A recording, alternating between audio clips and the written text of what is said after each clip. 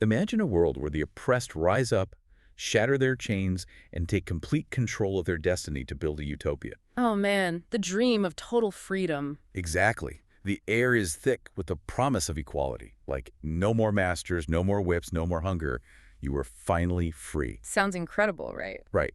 But now, imagine watching that exact same utopia slowly twist, mutate, and morph into a nightmare that looks exactly like the world you just escaped. Yeah, that is And terrifying. the worst part is, only this time, you can't even trust your own memory of what freedom was actually supposed to look like. Hello, and welcome to the Deep Dive. We are so thrilled to have you with us today as we unpack, one of the most chilling, brilliant, and honestly most important narratives ever put to paper. Absolutely.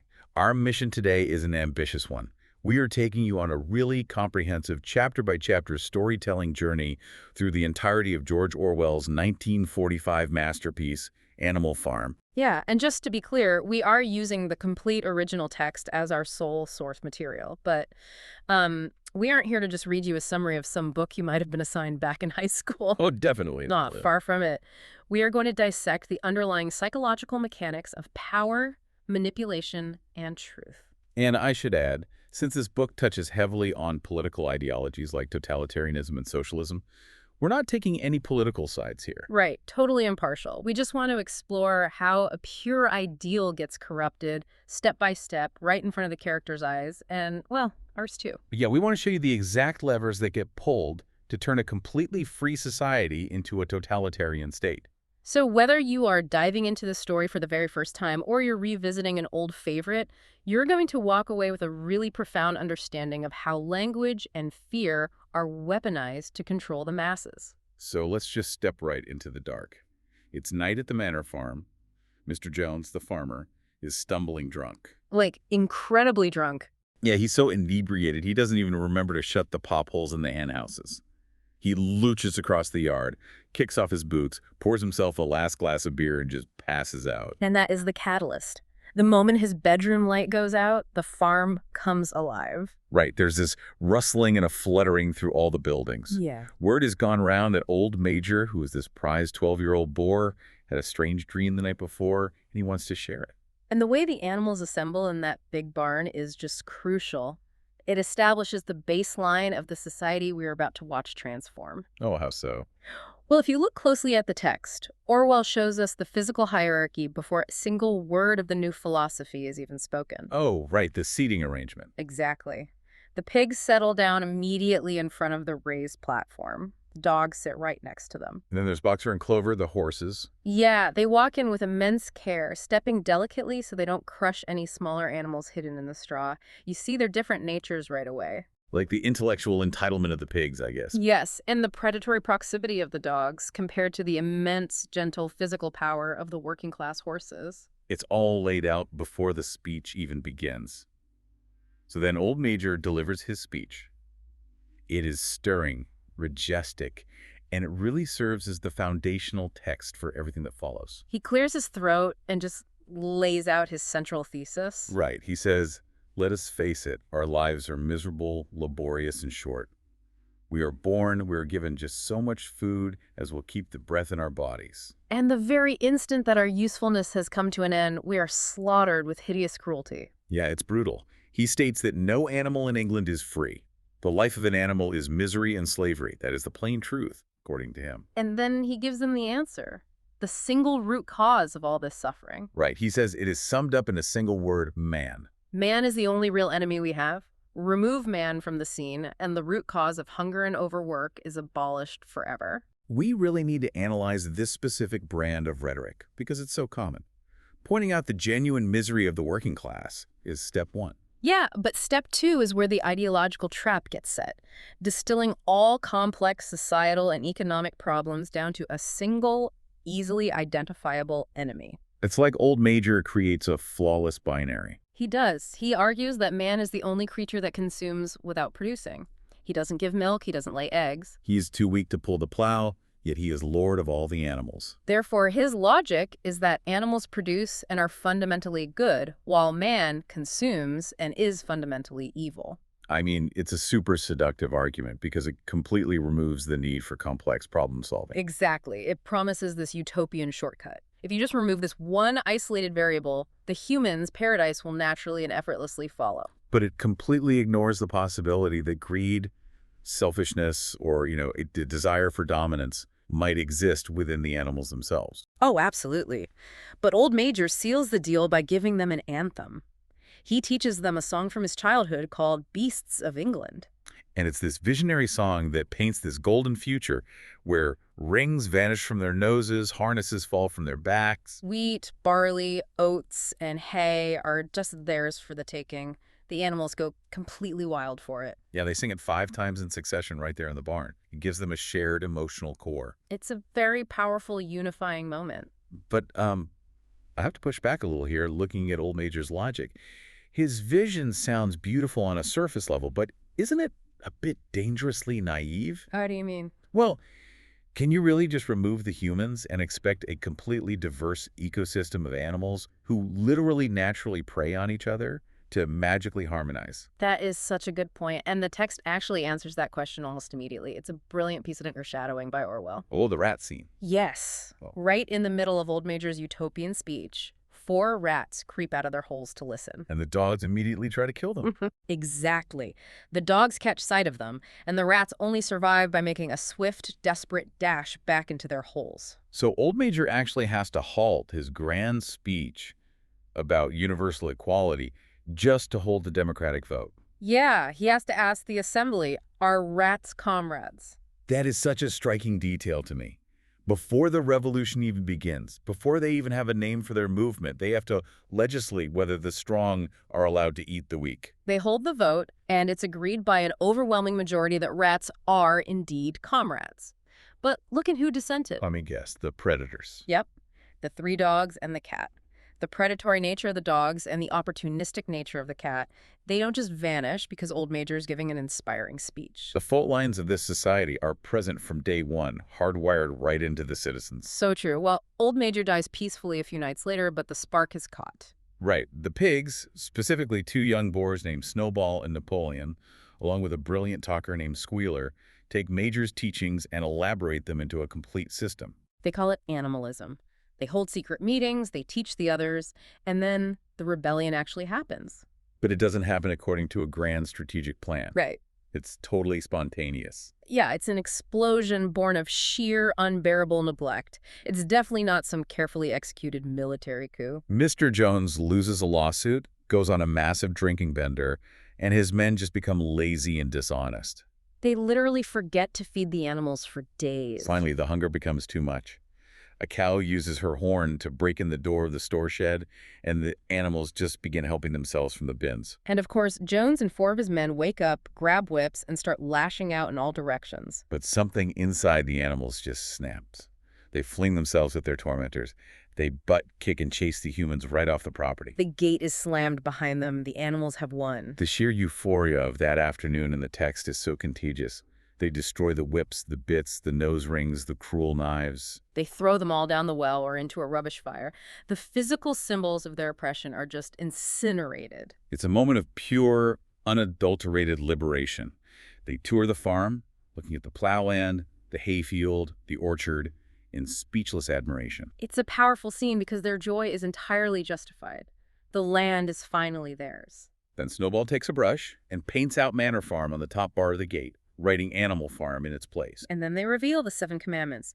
The pigs had spent the past 3 months secretly teaching themselves to read and write. From an old spelling book, yeah. Hmm. And they distilled animalism into an unalterable law. They paint it in huge white letters on the barn wall. The grand finale of these laws is commandment number 7. All animals are equal. It feels so triumphant. It feels like they've actually achieved the impossible dream. But this brings us to a moment that changes the entire trajectory of the story. The chains are gone, the humans are banished. But what happens the very first moment the new society generates a valuable resource? Right. Look at the very end of this section. The cows are in physical distress because they haven't been milked in 24 hours. The pigs, using their clever trotters, manage to milk them, yielding 5 buckets of frothing, creamy milk. And the animals are just standing around looking at it with great interest. One of the hens mentions that Jones sometimes used to mix some of it in their mash. But Napoleon steps in front of the buckets. He says, "Never mind the milk, comrades. That will be attended to. The harvest is more important." He deliberately redirects their attention away from the resource and toward their collective labor. He sends them off to the hayfield. And the chapter concludes with this devastatingly quiet sentence. When they came back in the evening, it was noticed that the milk had disappeared. It gives you absolute chills. This is the very first vital crack in the utopia. Before the revolution is even a week old, privilege has quietly asserted itself. The pigs didn't do the physical labor of the harvest, but they took the most high-value nutritional resource while the others were distracted by hard work. It's the birth of the new elite class. And notice the mechanism here. They didn't rewrite a law yet. They didn't use violence. They simply used their administrative authority to quietly appropriate a resource. Relying on the animals' innate trust in their leadership. Exactly. But that initial euphoria is pretty resilient. Let's look at what happens when the dust settles and they actually have to run this place. Right, at first glance, the immediate aftermath of the rebellion is incredibly joyful. The animals toil and sweat, but the harvest is an even bigger success than they hoped. They finish it in 2 days less time than Jones and his men ever did. And here we really get to know Boxer, the enormous cart horse. Boxer represents the physical manifestation of the working class ideal. Yeah. He is unbelievably strong, immensely loyal, fundamentally decent. But, somewhat slow-witted. Right. When faced with any problem or setback, he doesn't question the system. His personal motto simply becomes, "I will work harder." He's the guy who shows up early and leaves late. He even asks a cockerel to wake him up half an hour earlier than everyone else so he can put in volunteer labor. But while Boxer is out there pulling the weight of 3 horses, sweating under the sun, what are the pigs doing? The text makes this super explicit. The pigs did not actually work, but directed and supervised the others. With their superior knowledge, it was natural that they should assume the leadership. Natural. That is a very loaded word in this context. It is. A class divide is organically forming, structured entirely around intellect and administration versus physical labor. The pigs are the brains. Boxer, Clover, and the others are the muscle. But the brains quickly decide that mental labor entitles them to better physical rewards. They are setting up a system where those who produce the least physical value extract the most societal wealth. And they're also laying the groundwork to control the flow of information, which is key. Yes, Snowball, who is genuinely trying to improve the farm, sets up reading and writing classes. The pigs can read and write perfectly. The dogs learn to read fairly well, but they are only interested in reading the 7 Commandments. But most of the other animals can't get past the letter A. Boxer tries with all his might, but he can only learn 4 letters at a time. The sheep can't even memorize the 7 Commandments. So Snowball does something that seems helpful on the surface, but is actually a catastrophic mistake for the intellectual health of the farm. He reduces the entire nuanced philosophy of animalism to a single maxim. 4 legs good, 2 legs bad. Exactly. He simplifies the doctrine. He paints it in big letters on the barn wall above the commandments. And the sheep just latch onto it. They love it. They bleed it for hours on end in the field. 4 legs good, 2 legs bad. We have to stop and really analyze the profound danger of slogans here. Yeah, when complex political or philosophical ideas like the carefully balanced 7 Commandments get reduced to a catchy chant, they stop being a tool for critical thought. Instead, they become a mechanism to bypass thinking entirely. A slogan like this appeals directly to tribal identity. It creates an in-group and an out-group. As we will see repeatedly, whenever there is a moment of doubt or a complicated argument that might expose the pig's hypocrisy, the sheep will unleash this chant. It effectively drowns out debate and acts as a verbal bulldozer. Speaking of bulldozing the truth, the mystery of the missing milk is finally solved, and we are introduced to the windfall apples. Ah, yes. It turns out all the milk and all the apples are being taken to the harness room for the exclusive use of the pigs. The other animals assume the apples will be shared out equally, so they murmur about this. They complain. So the pigs send Squealer out to address the masses. Squealer is the absolute embodiment of state propaganda. He is a masterclass in psychological manipulation. He really is. But let's look at how he does it. I think of Squealer operating like a societal firewall. When the citizens spot an error or an inequality, they query the system. And Squealer intercepts that question, completely rewrites the code of reality, and outputs a new narrative before the animals can even process the contradiction. He skips from side to side, whisking his tail in this very persuasive way, and he delivers a speech that forms the template for every lie that follows. Let's dissect his rhetoric sentence by sentence because it is brilliant and so insidious. Okay, first he claims that the pigs don't even like milk and apples. Right. He says, our sole object in taking these things is to preserve our health. He immediately frames their privilege as a sacrifice. Wow. Second, he invokes authority. He says, milk and apples, this has been proved by science, comrades, contain substances absolutely necessary to the well-being of a pig. He elevates the pigs to the status of essential brain workers, making their personal health critical to the survival of everyone else. And then he deploys the ultimate weapon. The false dilemma. He leans forward and says, do you know what would happen if we pigs failed in our duty? Jones would come back. Yes, Jones would come back. Surely there is no one among you who wants to see Jones come back. By linking the pigs' luxury, their exclusive right to eat apples and drink milk, to the very survival of the farm, he makes questioning the pigs equivalent to treason. If you complain about the apples, you aren't just asking for a fair share of food. You are actively asking for the return of the human oppressor with his whips and chains. And the animals are terrified of Jones returning. That fear is their deepest vulnerability. So when Squealer frames the argument in that light, they have no more to say. The privilege of the elite is cemented right then and there, and it's enforced not by physical violence, but by psychological manipulation and the weaponization of fear. But the threat of Jones isn't entirely a boogeyman, right? Because Jones actually does come back. Yes, it's the Battle of the Cowshed. Jones and half a dozen men from neighboring farms, Foxwood and Pinchfield, march up the cart track with sticks, and Jones has a shotgun. But Snowball is ready for them. He's been studying an old book of Julius Caesar's campaigns that he found in the farmhouse. He launches a brilliantly tactical multi-stage defense. First, he uses the pigeons to drop their dung upon the men's heads. Then the geese peck viciously at their calves. This creates confusion. Then, Snowball leads a skirmish with the sheep and Benjamin the donkey, but fakes a retreat.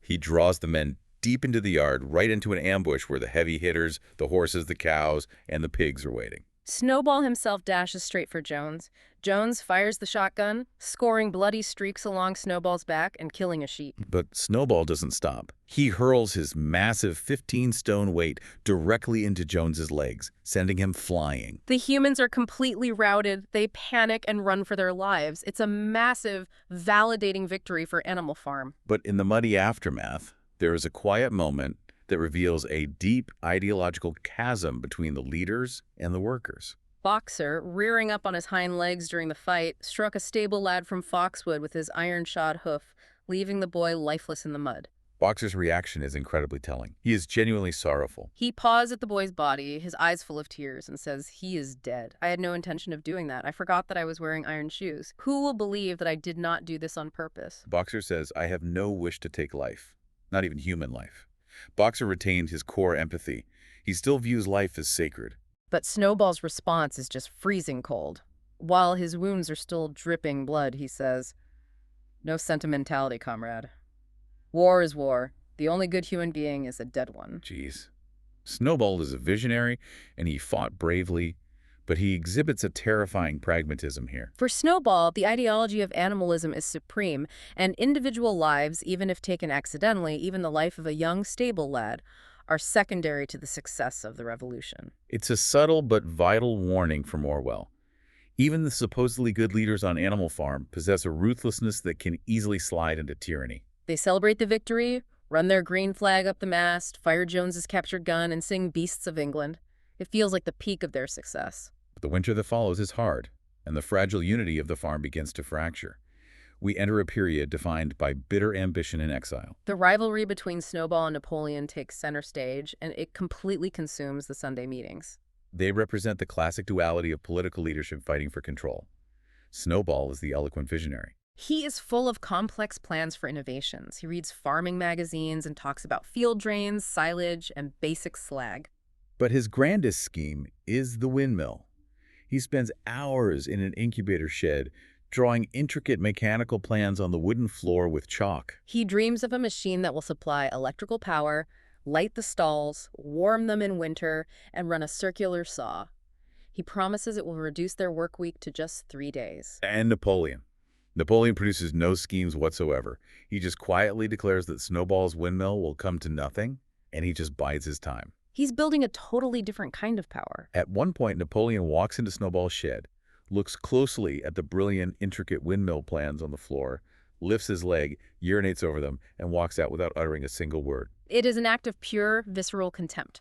Napoleon has no interest in intellectual debate or visionary progress. While Snowball is winning over the majority at the Sunday meetings with his brilliant speeches and grand promises, Napoleon is canvassing for support behind the scenes. He is the master of the backroom deal. He trains the sheep to interrupt Snowball's most crucial arguments with their bleating chant of 4 legs good, 2 legs bad. I think of this like a brutal corporate boardroom battle, but with physical consequences. That's a good analogy. Snowball is the idealistic founder, bringing a deeply researched, brilliant presentation to the board, trying to win votes with logic, ideas, and projections of a better future. He believes that if the idea is good enough, he will win.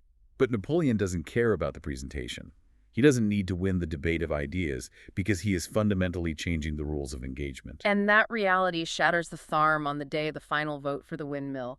Snowball gives a passionate, glowing speech. He paints a picture of Animal Farm as it might be when sordid labor is lifted from the animals' backs. It's clear to everyone that he's going to win the vote easily. But just as Snowball finishes, Napoleon stands up. He gives a peculiar sidelong look at Snowball and lets out a high-pitched whimper that no one has ever heard him make before. And immediately, there's a terrible baying sound outside, and 9 enormous dogs wearing brass-studded collars bound into the barn. They are as fierce-looking as wolves. They dash straight for Snowball. He springs from his place, just in time to escape their snapping jaws. He races across the pasture, the dogs hot on his heels. He slips through a hole in the hedge, and he is gone, chased off the farm forever. Let's trace the origin of those dogs. These are the 9 puppies that Napoleon took away from their mothers, Jessie and Bluebell, way back after the harvest. He said he would make himself responsible for their education in private. He hasn't been educating them. He's been militarizing them. Exactly. He recognized early on that persuasive speeches don't matter if you have a monopoly on violence. He built a personal, loyal paramilitary force, raised in isolation to obey only him. The animals in the barn are silent and terrified. They creep back to their places. Napoleon doesn't waste a second. With the massive dogs growling around him, he mounts the raised platform where Old Major used to stand and announces that the Sunday morning meetings are abolished. They're a waste of time, he says. From now on, all questions relating to the working of the farm will be settled by a special committee of pigs, presided over by himself. They will receive their orders, and there will be no more debates. This is the exact moment democratic debate dies on Animal Farm. The transition from an egalitarian republic to a totalitarian dictatorship happens in an instant, enforced entirely by the threat of physical violence. When 4 young porkers in the front row squeal in disapproval and try to protest, the dogs let out deep, menacing growls. And the pigs immediately sit down and fall silent. Then the sheep unleash their bleating, 4 legs good, 2 legs bad, for a quarter of an hour. And any chance for discussion is permanently smothered. The animals are deeply dismayed. Even Boxer is vaguely troubled. But once again, Squealer is dispatched to do damage control. He sets about rewriting the narrative in real time. He tells them Napoleon has made a huge sacrifice, taking on the heavy burden of leadership. He claims Snowball's windmill idea was actually dangerous moonshine. And then he drops the real poison. Snowball, he claims, is no better than a criminal. When somebody bravely points out that Snowball fought heroically at the Battle of the Cowshed, Squealer counters with a chilling totalitarian philosophy. He says bravery is not enough. Loyalty and obedience are more important. He then actively begins to erode their memory of the battle, hinting that Snowball's role was highly exaggerated. And he concludes with the ultimate trump card. One false step, and our enemies would be upon us. Surely, comrades, you do not want Jones back. Put yourself in the shoes of the average animal on that farm. You just watched your co-leader violently exiled. You are confused, you are scared, and the intellectual ground beneath you is shifting constantly. Think about how often we see history revised in real time to suit the person currently holding power. The goalposts of reality are shifted so quickly that the public doesn't have time to process the whiplash. Boxer's response to all this is tragic. He can't untangle the lies, he doesn't have the vocabulary to argue with Squealer, so he relies on what he knows, which is his own physical exertion. He adopts a new motto to go with, "I will work harder." He now says Napoleon is always right. Boxer outsources his morality and his critical thinking entirely to the state. He trusts the leadership implicitly. Believing that his own hard work and obedience will bridge the gap between this frightening new reality and the utopian dream he still believes in. It's a defense mechanism against the overwhelming complexity of the political betrayal. And the whiplash just continues. Just 3 Sundays later, Napoleon announces they are going to build the windmill after all. Squealer is sent around to explain this blatant contradiction. He claims Napoleon was never opposed to the windmill. In fact, it was his idea all along. And Snowball stole the plans from his papers. When asked why Napoleon spoke so strongly against it, Squealer says it was a maneuver, tactics, to get rid of the dangerous character Snowball. Squealer steps around, laughing merrily, repeating, "Tactics, comrades, tactics." The animals don't even know what the word means. But the 3 dogs accompanying Squealer growl so threateningly that they just accept the explanation without further questions. This ushers in an era of intense gaslighting and the systematic alteration of reality. The animals are now working like slaves. They're dragging huge limestone boulders up a quarry and toppling them over the edge to shatter them into building materials for the windmill. They are working a grueling 60-hour week. In August, Napoleon announces that there will be work on Sunday afternoons as well. He calls this work strictly voluntary, but adds that any animal who absents himself will have his rations reduced by half. The ultimate distortion of the word voluntary. And while the animals are breaking their backs on reduced rations, the pigs decide they need more comfort and contact with the outside world. Napoleon announces a new policy. Animal Farm will start trading with neighboring human farms, specifically using a human solicitor named Mr. Whymper as an intermediary. To get materials they can't produce, like iron, nails, and dog biscuits. Shortly after, the pigs move into the farmhouse. And they don't just move in, they sleep in the beds. This is a critical escalation. It's where we see psychological warfare deployed on a societal scale. The animals have a distinct memory of passing a resolution against trading with humans, against using money, and absolutely against sleeping in beds. But because nothing was written down in the early days, Squealer simply tells them they are dreaming. He asks, "Are you certain that this is not something that you have dreamed, comrades? Have you any record of such a resolution? Is it written down anywhere?" And because it isn't, they are forced to doubt their own memories. But the rule about beds is written down. It's the 4th commandment. Clover remembers it. Right. She gets Muriel the goat, who reads somewhat better than she does, to read the wall for her. And what does the wall say now? No animal shall sleep in a bed with sheets. Let's break down the mechanics of this gaslighting. Squealer intercepts them again. He explains that a bed is just a place to sleep. Even a pile of straw in the barn is a bed. The rule, he insists, was only ever against sheets, which are a human invention. He says they have removed the sheets and sleep between blankets. What's crucial here is that the establishment isn't just breaking the law and daring the citizens to stop them.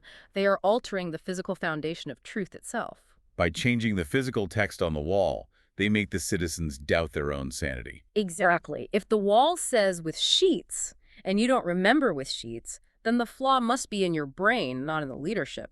It is a profoundly destabilizing tactic. It leaves the animals completely unmoored. Then November comes.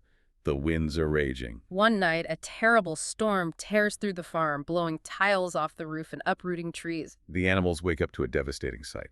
The half-built windmill is in ruins. All their labor leveled to its foundations. And how does Napoleon react? Does he take responsibility for the thin walls? Does he accept it as an engineering failure against gale force winds? Nope. He paces in silence, snuffs at the ground, and suddenly roars. Snowball. Snowball has done this thing. In sheer malignity, this traitor has crept here under cover of night and destroyed our work of nearly a year. He immediately pronounces the death sentence upon Snowball and offers a reward of apples for his capture. Why does Napoleon do this? What is the strategic value of blaming Snowball for a natural disaster? It's the perfect deployment of the omnipresent, invisible enemy. By blaming the destruction on Snowball, Napoleon instantly deflects any criticism of his own leadership or the shoddy engineering of the mill. He provides a scapegoat. But more importantly, he gives the exhausted, demoralized animals an outlet for their immense frustration. They are furious that the windmill is gone. By blaming Snowball, Napoleon ensures the animals' anger is directed outward at a phantom traitor. rather than upward at the regime that overworked them. Snowball becomes a mythological demon responsible for every single failure. And that paranoia sets the stage for the darkest, most horrifying sequence in the book. It's a bitter winter. They are rebuilding the windmill with thicker walls, but they are starving. The corn ration is drastically reduced. They have to conceal the food shortage from the human world so they don't look weak. So they fill the empty grain bins mostly with sand and put the remaining grain on top to trick Mr. Whymper when he visits. But deception doesn't feed people.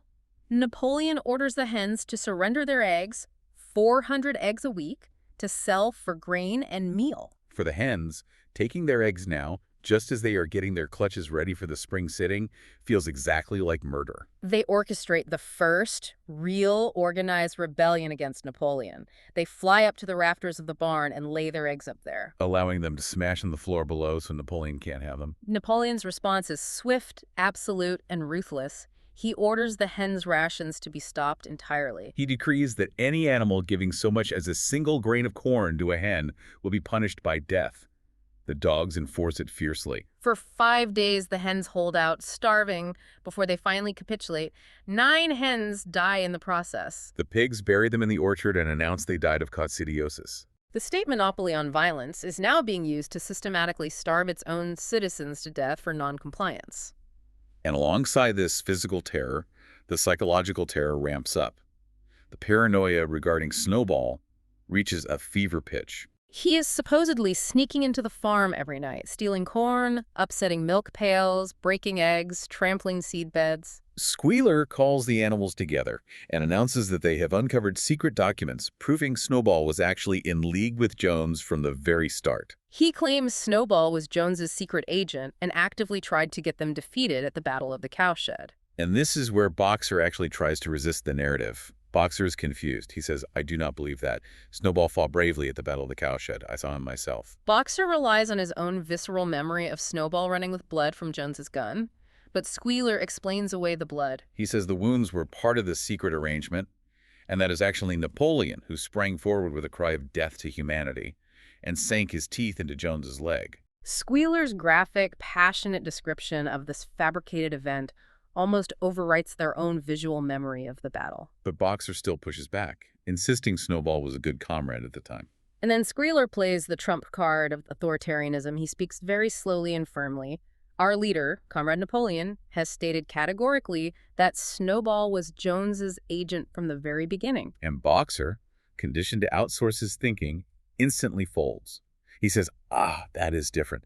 If Comrade Napoleon says it, it must be right. But notice the detail Orwell includes here. Squealer casts this very ugly, threatening look at Boxer with his little twinkling eyes before leaving. Boxer's independent memory, even though he surrendered it, makes him a dangerous anomaly. He must be dealt with. Which leaks to the bloodbath in the yard. Napoleon orders all the animals to assemble. He emerges from the farmhouse wearing his newly awarded medals, surrounded by his 9 massive dogs. He lets out a high-pitched whimper, and the dogs bound forward, seize 4 pigs by the ears, and drag them, squealing with pain, to Napoleon's feet. The dogs even go rogue and try to attack Boxer. 3 dogs fling themselves at him. But Boxer simply lifts his massive hoof, pins one of the dogs to the ground, and looks at Napoleon to see whether he should crush it or let it go. Napoleon sharply orders him to let it go. It's a terrifying moment because it reveals that the state's power is entirely dependent on Boxer's restraint. If the working class truly realized their physical strength, the dogs would be powerless. But Boxer obeys. And then the show trials begin. The 4 pigs are forced to confess that they have been secretly in touch with Snowball, that they collaborated in destroying the windmill, and that Snowball admitted to being Jones's secret agent. As soon as they finish their confession, the dogs promptly tear their throats out. Then the 3 hens who led the egg rebellion step forward and confess to being incited by Snowball in a dream. They are slaughtered. A goose confesses to hiding 6 ears of corn and eating them in the night. Slain. A sheep confesses to urinating in the drinking pool, under Snowball's orders. Slain. 2 other sheep confess to murdering an old ram. It just goes on until there's a pile of corpses at Napoleon's feet and the air is heavy with the smell of blood. We really have to stop and deeply analyze the psychology of this moment. Why did they confess? Why would a goose confess to hiding corn, knowing it meant immediate, brutal death? This directly mirrors the historical purges of the 20th century. It is the manifestation of a completely broken ego under the weight of state terror. The atmosphere of paranoia, the constant gaslighting that alters reality, the exhaustion from starvation and labor, it just wears down the individual mind. The victims internalize the state's narrative. They are told they are fundamentally guilty, they feel the omnipresent guilt and fear polluting the farm, and the confession becomes a psychotic surrender to the pressure. It's an irrational act of submission to a power so vast and terrifying that the concept of personal truth simply ceases to exist. The remaining animals creep away, shaken and utterly miserable. They make their way to the little knoll where the half-built windmill stands. Clover looks down over the farm. It's a gorgeous spring evening. The grass is green, the pool is gleaming in the sun, and it breaks her heart. Her eyes fill with tears. She realizes that these scenes of terror and slaughter were not what they had looked forward to when old Major stirred them to rebellion all those years ago. She had pictured a society of animals set free from hunger and the whip, all equal, the strong protecting the weak. Instead, she finds herself in a time where no one dares speak their mind, where fierce, growling dogs roam everywhere, and where you have to watch your comrades be torn to pieces after confessing to shocking crimes. It is a moment of profound grief, and yet notice how entirely defeated her mind is. Even amid this horror, her thought process doesn't go to rebellion against Napoleon. She still tells herself that things are better than they were under Jones. She decides she will simply remain faithful, accept Napoleon's leadership, and work hard. She lacks the vocabulary to articulate her deep sorrow and betrayal, so as a substitute for words, she begins to sing Beasts of England. The others sitting around her join in, singing it slowly and mournfully in a way they have never sung it before. It's their only comfort. But even that is stripped away. Squealer approaches with 2 dogs and abruptly announces that by special decree of Comrade Napoleon, Beasts of England has been abolished. It is strictly forbidden to sing it. When Muriel asks why, Squealer gives a deeply chilling explanation. He says the rebellion is now completed. The execution of the traitors this afternoon was the final act. In Beasts of England, we expressed our longing for a better society in days to come. But that society has now been established. Clearly, this song has no longer any purpose. Analyze the audacity of that statement. The song was a hymn of hope for a utopian future. By banning it, Napoleon is dictating that the bloody, starving present is the perfect utopian future. To sing about a better world is now an act of treason, because it implies that Napoleon's rule isn't already perfect. The utopian dream is officially dead, replaced entirely by totalitarian reality. The sheep predictably start bleating, 4 legs good, 2 legs bad, ending any lingering discussion. The poet Minimus writes a new, completely uninspiring anthem about Animal Farm never coming to harm, but it doesn't hold the magic of the old song. We are now entering Part 5, which focuses on the cult of personality and ultimate betrayal. Following the executions, some animals remember the 6th commandment. No animal shall kill any other animal. Clover asks Muriel to read the wall again. And predictably, the wall now says, no animal shall kill any other animal without cause. The erasure of memory continues flawlessly. Squealer is constantly out and about, reading long lists of figures from a sheet of paper, proving that the production of every class of foodstuff has increased by 200, 300, or 500%. The animals are working harder and are hungrier than ever, but they can't disprove the statistics. They have no frame of reference left. And Napoleon. Napoleon is now completely deified. He is rarely seen in public. When he does appear, it's with a massive retinue of dogs and a black cockerel marching in front of him like a trumpeter. He is no longer just Napoleon. He is referred to in formal style as our leader, Comrade Napoleon, or the father of all animals. He is credited with every successful achievement and every stroke of good fortune.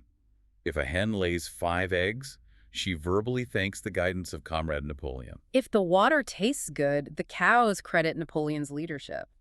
Minimus writes a sprawling, sycophantic poem called Comrade Napoleon, calling him the fountain of happiness and lord of the swell bucket. And it gets inscribed on the barn wall next to a massive painted portrait of his profile. This is the extreme culmination of the cult of personality.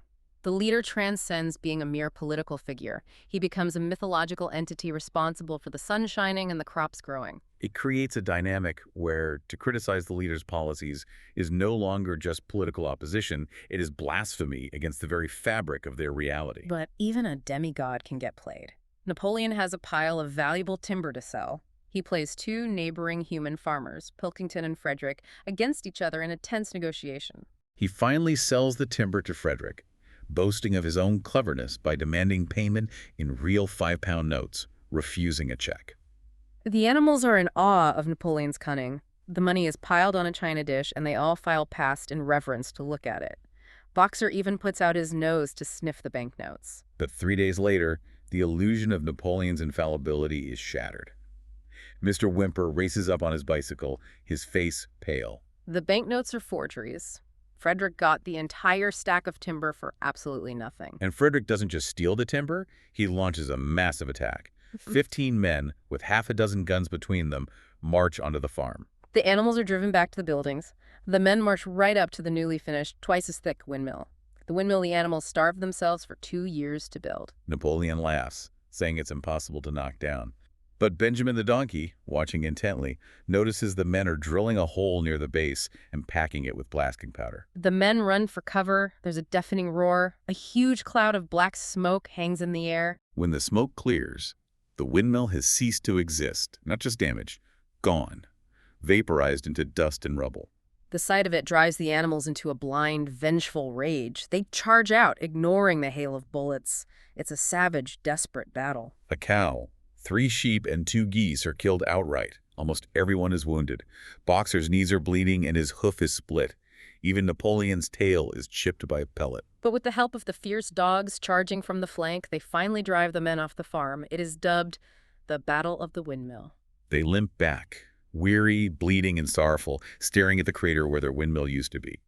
And then, incredibly, Squealer comes skipping toward them, beaming with satisfaction, while the shotgun is fired in the distance. Squealer announces they are firing the gun to celebrate their glorious victory. Boxer, bleeding from his knees and exhausted to his core, is baffled. He asks, what victory? They have destroyed the windmill, and we had worked on it for 2 years. And Squealer, with absolute brazen confidence, says, "What matter? We will build another windmill. The enemy was in occupation of this very ground that we stand upon.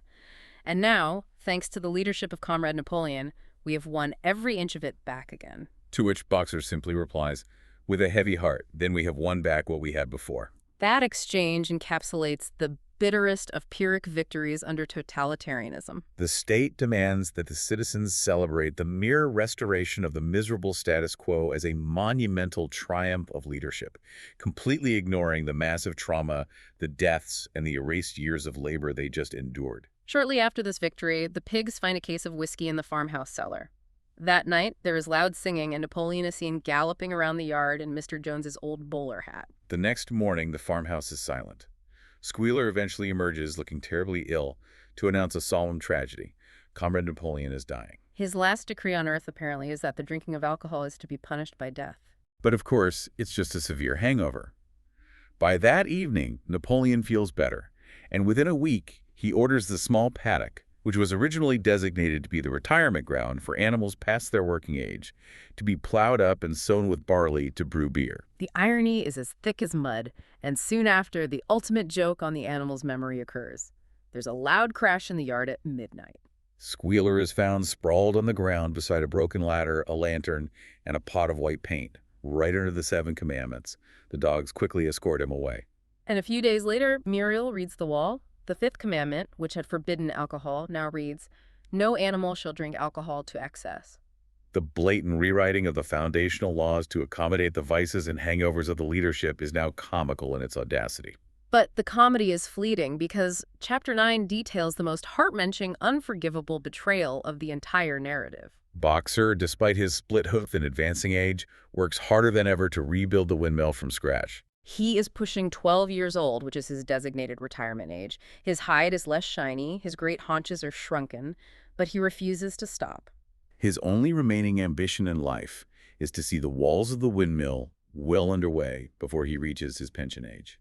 The winter is brutally cold. Rations are reduced again and again for everyone, except, of course, for the pigs and the dogs who are putting on weight. Squealer explains this away with more statistics and institutes spontaneous demonstrations, forcing the animals to march around the farm with flags and listen to speeches to make them feel like they are free masters of their own destiny. But the illusion shatters late one summer evening. A rumor sweeps the farm. Boxer has gone out alone to drag a load of stone to the windmill, and he has fallen. Half the farm rushes to the knoll. Boxer is lying between the shafts of the cart, his neck stretched out, unable to even raise his head. A thin stream of blood is trickling out of his mouth. "It is my lung," he tells Clover in a weak voice. But even in his dying moments, his concern is for the state. He says he hopes they can finish the windmill without him, and he genuinely looks forward to finally having leisure time in his retirement pasture to learn the rest of the alphabet. Squealer arrives, full of sympathy, and announces that Comrade Napoleon has made arrangements to send Boxer to be treated at a human hospital in Willingdon by a veterinary surgeon. For 2 days, Boxer stays in his stall. Clover and Benjamin the donkey stay with him after working hours, treating him with herbal remedies. Then, in the middle of the day, while everyone else is working under the supervision of a pig, a large closed van drawn by 2 horses arrives in the yard. And here we must focus entirely on Benjamin. Throughout the entire book, Benjamin the donkey has been the voice of cynical detachment. He never speaks up. He always says that donkeys live a long time and that life will go on as it always has, badly, regardless of who is in charge. But when that van arrives, Benjamin suddenly abandons his lifelong cynicism. He comes galloping from the farm buildings, braying at the top of his voice. It's the first time anyone has ever seen him excited or galloping. He shouts, "Quick, quick, come at once! They're taking Boxer away." The animals leave their work and crowd around the van, shouting affectionate goodbyes to Boxer, but Benjamin prances around them, stamping the earth, furious. "Fools! Fools!" he shouts. "Do you not see what is written on the side of that van?" There is a hush. Benjamin reads the lettering out loud. Alfred Simmons, horse slaughterer and glue boiler, Willingdon. Dealer in hides and bone meal. They aren't taking Boxer to a doctor. They are taking him to the knackers to be killed and boiled down. It is the most devastating realization. But let's pause here. Benjamin could read this whole time. He knew what the pigs were doing. He knew the commandments were being altered. Why did he stay cynical and silent until it was literally too late to save his best friend? That is perhaps the most profound tragedy of the book, and Orwell's sharpest warning to intellectuals. Benjamin represents the tragedy of cynical inaction. He possessed the intellect to see through the pigs' lies from day one. But he adopted a posture of detached superiority. He believed that because human, or animal, nature is inherently corrupt, trying to change the system is pointless. He thought his silence protected him. But his refusal to engage, his refusal to speak truth to power when it mattered, made him complicit in the regime's rise. And that cynical silence ultimately cost his best friend his life. By the time Benjamin finally uses his voice to reveal the horrifying truth, the whip cracks and the van is already moving. Clover screams for Boxer to get out. "Boxer, get out! They're taking you to your death." Boxer's face, with a white stripe down his nose, appears at the small window at the back of the van. He hears them. And then you hear the tremendous drumming of his hoofs inside the van as he tries to kick his way out. But his immense strength, the strength he willingly gave entirely to Napoleon, the strength that built the farm, has finally left him. The drumming grows fainter and dies away. 2 horses on the outside are pulling him away, ignoring Clover's pleas. Boxer is never seen again. It is the ultimate betrayal. The pure, devoted worker who gave his actual lifeblood to the regime is coldly sold to a slaughterhouse the moment his physical utility expires. He is treated exactly as old Major predicted Mr. Jones would treat him. 3 days later, Squealer announces that Boxer died in the hospital, receiving the most expensive care imaginable. He gives this grotesque, tearful speech about being at Boxer's bedside, claiming Boxer's last words were, "Forward in the name of the rebellion. Long live Comrade Napoleon. Napoleon is always right." Squealer then smoothly explains away the lettering on the van, claiming the veterinary surgeon had just bought the van from the knacker and hadn't repainted it yet. The animals, desperate for comfort, are enormously relieved to hear this. The lie is so much easier to swallow than the horrifying truth. The cognitive dissonance of realizing their leader sold their hero for dog food is too much to bear. And the chapter ends with the delivery of a large wooden crate at the farmhouse. The pigs hold a memorial banquet for Boxer, resulting in an uproarious night of loud singing and a crash of glass. Word goes round that the pigs had acquired the money to buy themselves another case of whiskey. They bought the whiskey with the money they got from selling Boxer to the glue boiler. It makes you sick to your stomach. Which brings us to the final act, part 6, full circle. Years pass. The short animal lives flee by. The seasons come and go. Most of the animals who remember the rebellion are dead. Jones is dead in an inebriate's home. Snowball is forgotten. Boxer is forgotten by all but the few who knew him. The farm itself is much more prosperous. It's better organized, it's larger, and the windmill is finally finished. But it isn't used to generate electricity to warm the stalls. It's used for milling corn, which brings in a handsome cash profit. They're even building a second windmill. But the animals themselves are no richer. They are still hungry, they sleep on straw, they drink from the pool, and they labor in the fields. Only the pigs and dogs are incredibly fat. They consume without producing. And Squealer is ready with an explanation for this, of course. He claims the pigs have to expend enormous labors every day upon mysterious things called files, reports, minutes, and memoranda. They cover large sheets of paper with writing, and as soon as they're covered, they burn them in the furnace. It's the ultimate critique of empty bureaucracy. It produces no actual food, it plows no fields, but it is used to justify their absolute superiority and their monopoly on the farm's wealth.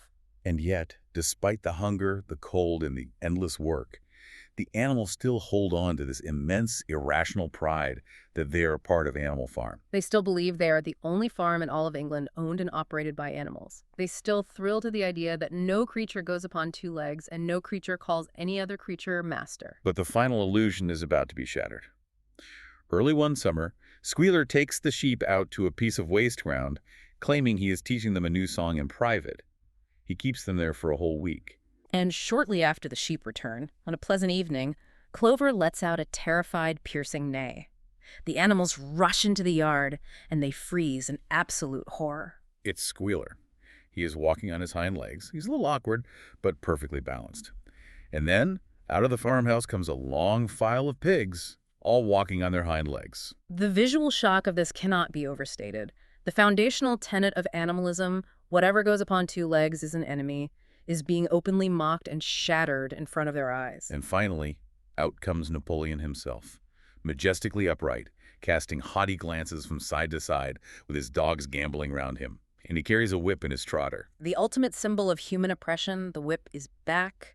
The animals are terrified. There's a deadly, heavy silence. It's a moment where, despite their years of terror and conditioning, they might have finally uttered a word of protest. But right at that precise moment, as though at a signal, all the sheep burst out into their newly trained chant. 4 legs good, 2 legs better. 4 legs good, 2 legs better. The chant goes on for 5 solid minutes, completely obliterating any chance for the animals to process the shock or protest what they're seeing. By the time the sheep quiet down, the pigs have gone back inside the farmhouse. The moment for rebellion has passed. Clover, whose eyes are dim with age, takes Benjamin to the big barn wall. She says her sight is failing and asks him to read the 7 commandments for her. Benjamin agrees. He reads what is written on the wall. All the previous commandments have been erased. The rules about beds, alcohol, killing, equality, all gone. There is nothing left but a single commandment. It reads, all animals are equal, but some animals are more equal than others. The paradox of that phrase is just staggering. It destroys the very concept of equality by using the word itself to justify an elite hierarchy. It is the linguistic masterpiece of totalitarianism. After that commandment appears, the final descent happens rapidly. It doesn't even seem strange the next day when the pigs supervise the farm with whips in their trotters. It doesn't seem strange when they buy a wireless set or install a telephone, or when Napoleon strolls the farmhouse garden with a pipe in his mouth, wearing Mr. Jones's black coat, rat-catcher breeches, and leather leggings. The metamorphosis is utterly complete. They have adopted every single vice, every single luxury, and every single weapon of the oppressor they originally overthrew. Which leads to the final devastating scene of the book, the card game. A deputation of neighboring human farmers is invited to tour Animal Farm. That evening, loud laughter and the singing of voices come from the farmhouse. The animals, drawn by a mixture of curiosity and fear, creep into the farmhouse garden and peer through the dining room window. They see half a dozen farmers and half a dozen eminent pigs, including Napoleon at the head of the table. They are playing cards, drinking beer, and enjoying a lavish banquet. Mr. Pilkington of Foxwood stands up, his mug in his hand, to give a toast. He says it is a source of great satisfaction that the long period of mistrust between pigs and humans is finally over. He praises the discipline of the farm, explicitly noting that the lower animals on Animal Farm do more work and receive less food than any animals in the entire county. And then he drops this horrific, unifying joke. If you have your lower animals to contend with, he says, we have our lower classes. The humans and the pigs roar with laughter at the joke. It is the ultimate ideological reveal. The elite pigs and the elite humans are completely united by their shared interest in exploiting the working class. It no longer matters whether the working class walks on 2 legs or 4. The mechanism of exploitation is identical. Napoleon gives a speech in return to solidify the alliance. He announces that the custom of the animals addressing each other as comrade will be immediately suppressed. The boar's skull of Old Major, which was mounted in the garden, has been buried. The white hoof and horn have been removed from their green flag. And finally, he announces that the name Animal Farm has been abolished. Henceforward, the farm is to be known as the Manor Farm. He reverts the name back to its pre-revolutionary state, erasing the very last linguistic trace of the rebellion. He wants the humans to know that nothing fundamentally changed, only the management. The animals outside watch this surreal exchange. They see the pigs and the men clinking their mugs in solidarity. But then, a violent quarrel breaks out at the table. Napoleon and Mr. Pilkington have each played an ace of spades simultaneously. Someone is cheating, 12 voices are shouting in anger, and they are all alike. And then comes the final, haunting line of the book as the animals watch the faces through the glass. The creatures outside looked from pig to man, and from man to pig, and from pig to man again, but already it was impossible to say which was which. The ultimate betrayal is complete. The oppressed haven't just replaced the oppressors, they have become them, indistinguishable in form, action, corruption, and cruelty. So why should you, the listener, care about a story written in 1945 about talking farm animals? Because Orwell wasn't just writing about a specific historical event, he was exposing the timeless vulnerabilities of human society. This is a warning about the fragility of memory, the danger of outsourcing your critical thinking, and how easily language can be manipulated to justify horrifying oppression. The true tragedy of Animal Farm wasn't just the vicious ambition of Napoleon or the manipulative genius of Squealer. The deepest tragedy was the gradual, accepting surrender of the other animals who failed to trust their own eyes and their own memories. Boxer's naive compliance and Benjamin's cynical inaction were just as vital to the rise of tyranny as Napoleon's dogs. We leave the story with the pigs completely indistinguishable from the humans they originally overthrew. But I want to leave you with a thought to ponder as you go about your day. By becoming exactly like Mr. Jones, cheating at cards, exploiting the workers, relying on whips, bureaucracy, and terror, haven't Napoleon and the pigs just made themselves vulnerable to the exact same fate? In this new, oppressive manor farm, who is to say a new old major, isn't sitting in the barn right now, having a dream of rebellion, ready to start the brutal cycle all over again. Thank you for joining us on this incredibly deep and vital exploration of the text. Until next time, keep diving deep.